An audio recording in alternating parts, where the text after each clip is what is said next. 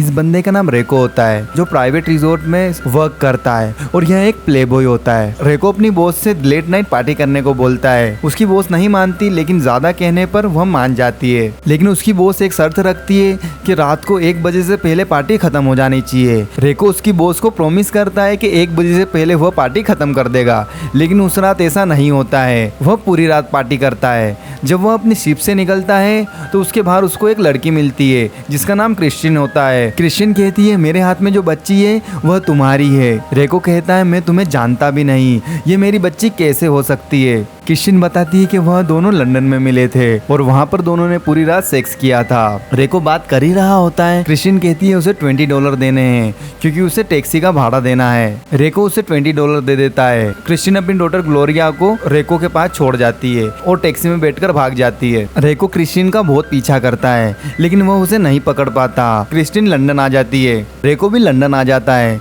London में रेको को इंग्लिश नहीं आती थी तो वह किसी से बात नहीं कर पाता है। जिस बार में क्रिस्टिन काम किया करती थी वह उसको खोजने लगता है। तभी रेको को एक आदमी फोन पर फ्रेंच में बात करता हुआ दिखता है। रेको बार्नी से हेल्प मांगता है। रेको बताता है कि कैसे क्रिस्टिन नाम की बंदी उसे एक लड़की सौंप कर चली गई है। बार्नी रेको को बताता है कि वह स्टंटमैन को ढूंढ रहा है, अगर तुम्हें मेरी जॉब में इंटरेस्ट है तो मुझे कॉल करना।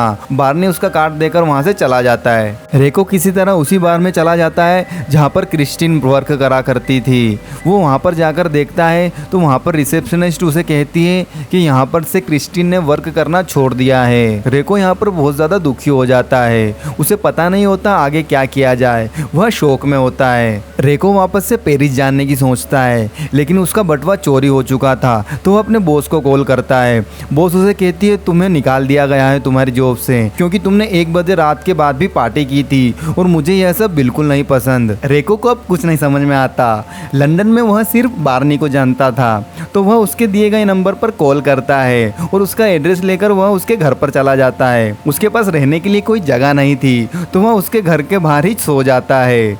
बार्नी को यह देखकर दया आ जाती है और वह उसे अंदर ले लेता है। उसके बाद तीनों एक साथ रहने लगते हैं। रेको बार्नी की स्टंटमैन वाली जॉब एक्सेप्ट कर लेता है। रेको ग्लोरिया की अकेले ही परवरिश करता है। ग्लोरिया अब 8 साल की हो चुकी है और वह अपने पिता के साथ शूटिंग पर आती है और वह एक ट्रांसलेटर का काम करती है क्योंकि रेको ने अभी तक इंग्लिश नहीं सीखी थी, वह सिर्फ फ्रेंच ही जानता था। एक दिन रेको सीन शूट करते हुए बेहोश हो जाता है। तभी उसकी बेटी वहां पर आती है और उसके कान में कुछ कहती है।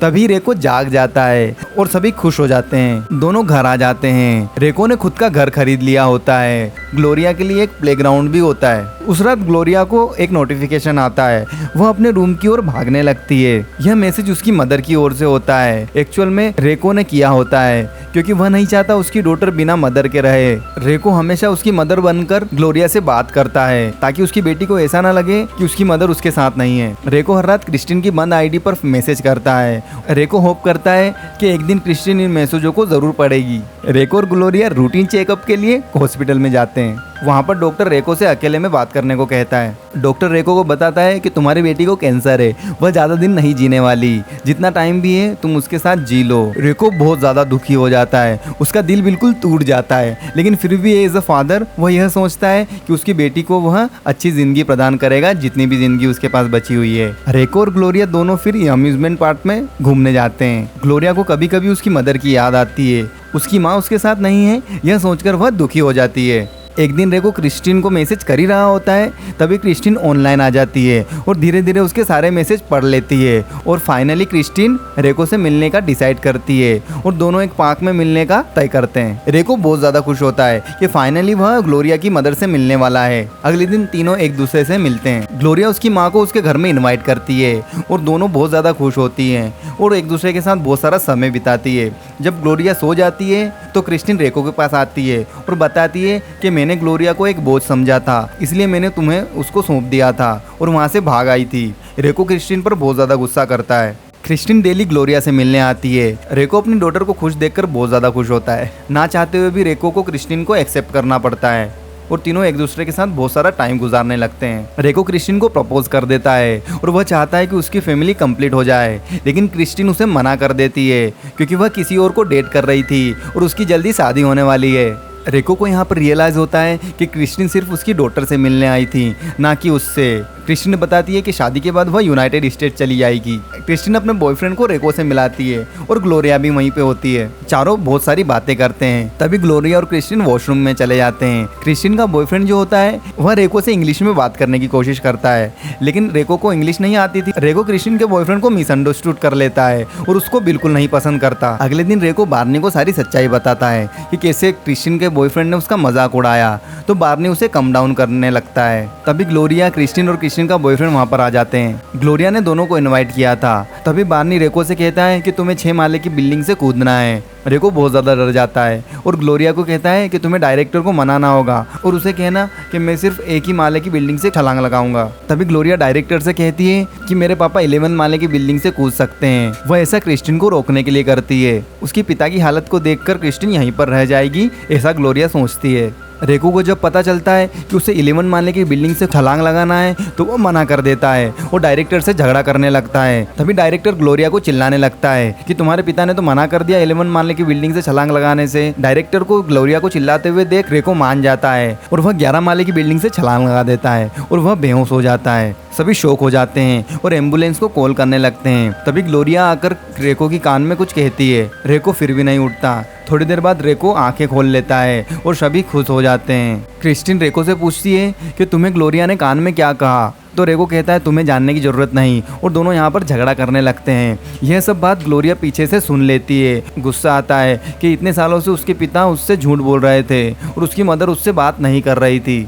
ग्लोरिया क्रिस्टिन के साथ उसके साथ चली जाती है और रेको को अकेला छोड़ देती है। बार्नी रेको को समझाता है कि ग्लोरिया को कुछ समय चाहिए और उसे अकेले कुछ समय बिताने की जरूरत है। तभी रेको कहता है कि ग्लोरिया ज़्यादा दिन जीने नहीं वाली।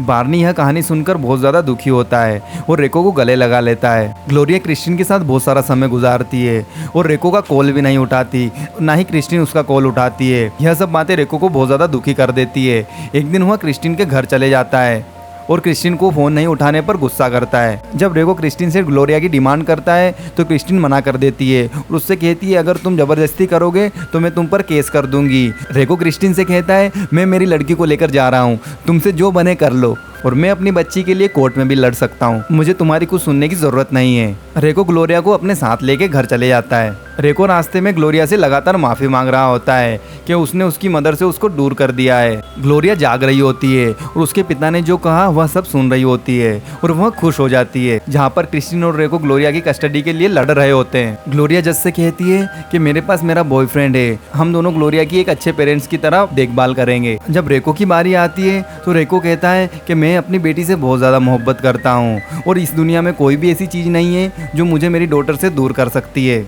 रेको ग्लोरिया के लिए बहुत बड़ी स्पीच देता है। रेको की बात सुनकर जज भी इमोशनल हो जाता है और ग्लोरिया की कस्टडी रेको को दे दी जाती है। रेको जज की बात सुनकर बहुत ज़्यादा खुश होता है और रेको ग्लोरिया के स्कूल में आर्ट टीचर की नौकरी ज्वाइन कर लेता है और सभी बच्चों को पढ़ाने लगता है। तभी रेको को उसके लॉयर का कॉल आता है। लॉयर उसे कहता है कि ग्लोरिया तुम्हारी बायोलॉजिकल डॉटर नहीं है, वह किसी और की बच्ची है। क्रिस्टिन ने किसी और के बच्चे को रेको को दे दिया था। क्रिस्टिन ने डीएनए टेस्ट करवाया होता है। टेस्ट देखने के बाद जज जो होता है क्रिस्टिन को ग्लोरिया की कस्टडी दे देता है। क्रिस्टिन रेको से माफ़ी मांगती है। रेको दुखी होता है और यह बात अपनी डॉटर को बताता है। डॉटर भी यह बात जानकर बहुत दुखी होती है। उसी वक्त क्रिस्टिन आ जाती है और अपनी डॉटर को ले जाती है वहाँ से। तभी ग्लोरिया क्रिस्टिन से कहती है कि मुझे आखिरी बार अपने पिताजी को देखना है। ग्लोरिया आखिरी बार रेको को देखने के लिए उसके घर में जाती है। तभी दोनों वहाँ से भाग जाते हैं। यह बार्नी और रेको का प्लान होता है। रेको अपनी बेटी के साथ उसके होम टाउन पेरिस में आ जाता है और दोनों एक अच्छा जीवन व्यतीत करने लगते हैं। थोड़े दिनों के बाद क्रिस्टिन भी वहाँ पर आ जाती है। बार्नी भी वहाँ पर आ जाता है और सभी एक दूसरे के साथ एंजॉय करने लगते हैं। समय बीतता जाता है और ग्लोरिया की मौत हो जाती है। रेको के पास अब कुछ नहीं रहता सिवाय उसकी डॉटर की यादों के अलावा, और यह मूवी यहीं पे ख़त्म हो जाती है। Thank you for watching.